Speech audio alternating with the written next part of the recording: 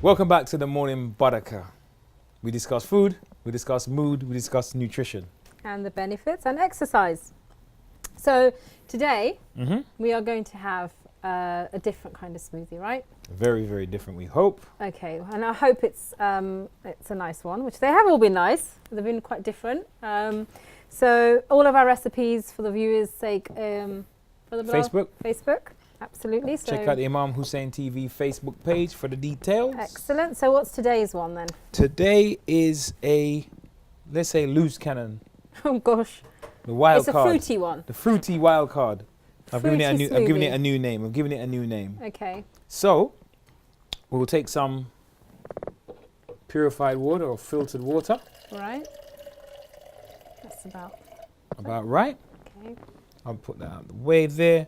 I need a banana. Right. I'll cut this up as well. And a bit of apple as well. Never goes amiss. So, when you have the base, so this is water based, and then we've used previously coconut water, yogurt.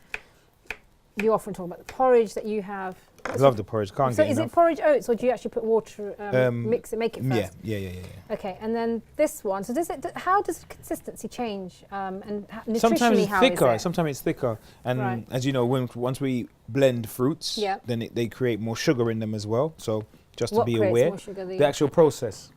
I see. The actual process. So we're going to So put. do you have to be careful how you make it then? Not as in careful, but just in terms of the amount. So you're kind of thinking, I'm not just having one apple, right? Because if we were to blend this, then Yes. it's got more content percentage-wise than just the one apple. So Right. you might use half, for example. Like we're going to use half Okay. because we're regulating the sugar. It's just to be aware of. You know, it's nothing fair, but just to be aware of in terms of our sugar intake. Right.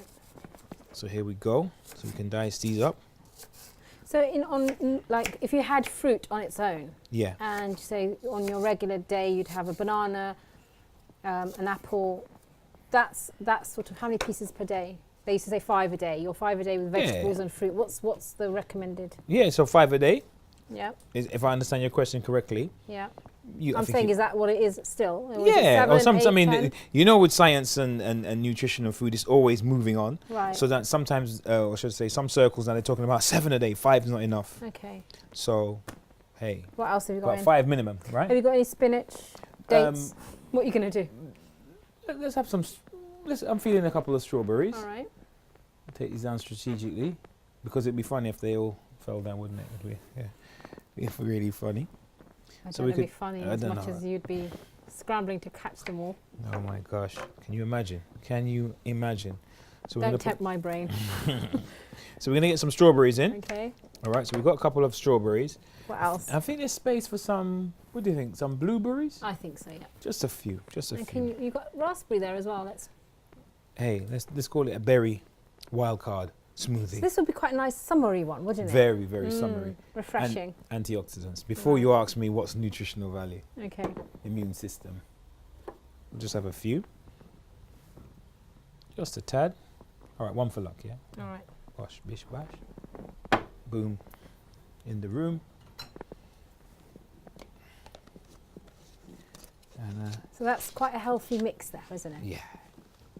Oh, All it needs a bit of ice cream, really. or according to our Healthy camera version, crew, yeah. according to the camera crew, some cookies. But that's for next time round.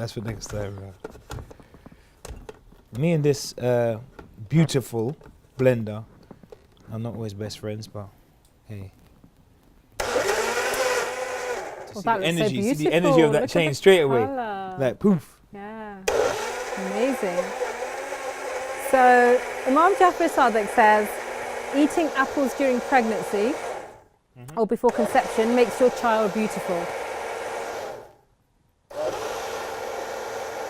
So that's apples during pregnancy or before apples. or before conception does make your child beautiful.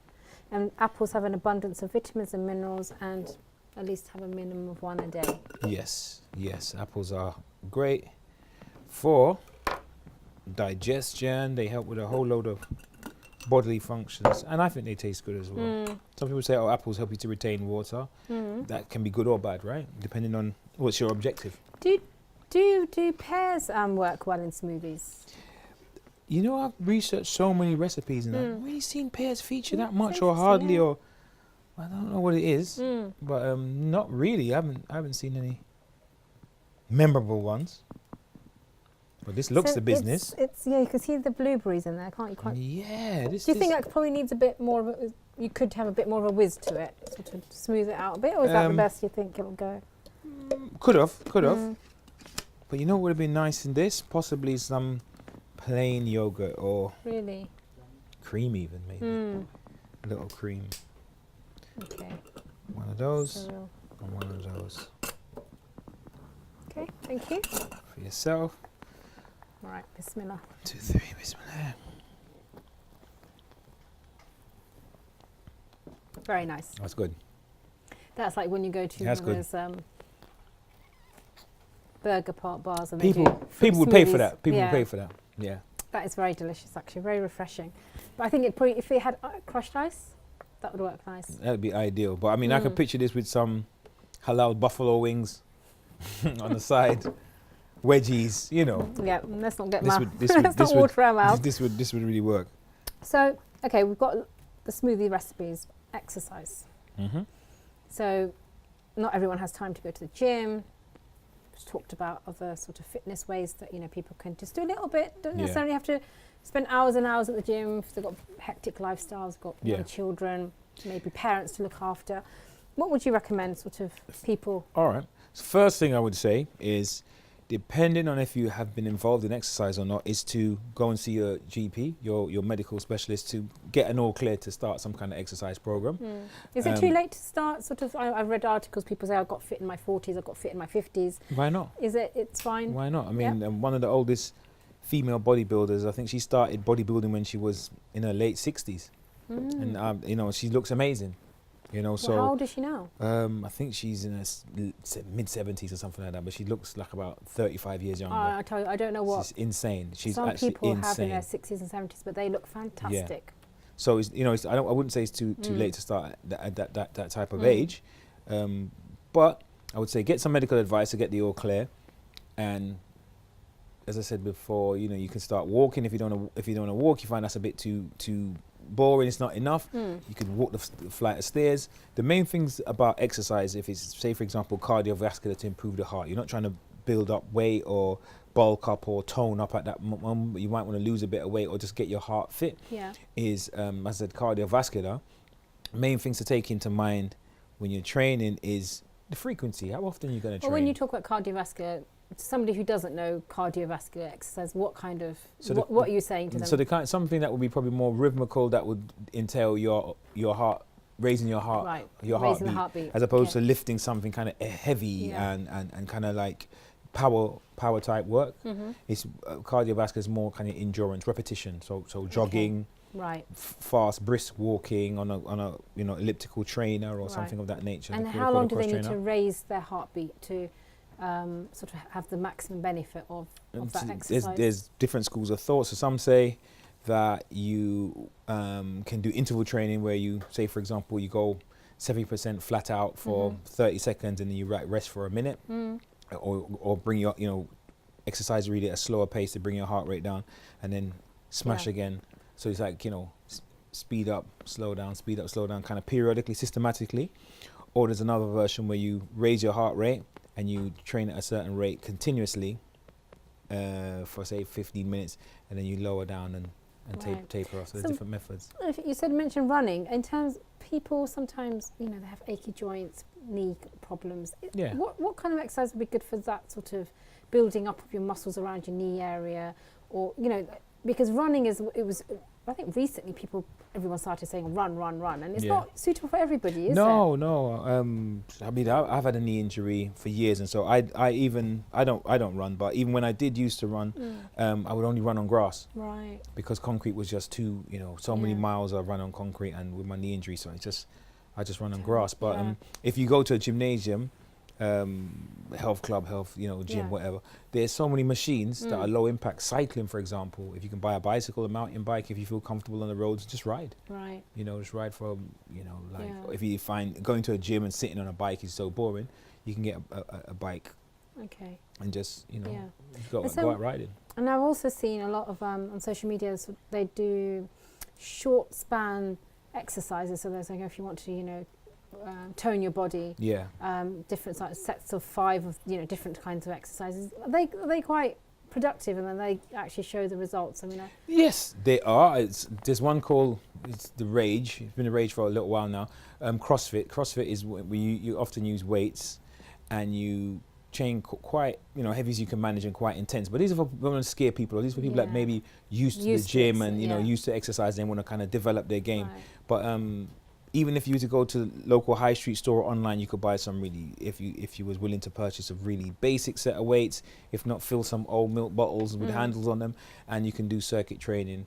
You can look up online and look at circuit training, and basically it will just teach you how to do certain exercises without a rest, you know. Yeah. And it gets the heart rate up. So say, for example, 5 push-ups, and you get up and hold the weights and do 5 squats. Yeah. And then 5 raises. You know, just a variety of exercises that work different body parts, and it gets your heart pounding. You know, do you think lifestyle has changed now? So, for instance, in the days of Ahl Bayt, you know, in the earliest days of Islam, and you know, going through the lifestyles that, you know, even now in Eastern part of the world, they probably more physical, more rigorous. We're very office-based. We're very sedentary in our lifestyles. I mean, that's made a massive impact, hasn't had a massive impact on our lifestyles and sort of our quality of life and our exercise regime. So taking that into consideration, what would you say would be the best thing now for somebody who's not really that involved in exercise? Where would they start? Where's the best place to start for them? I would say walking.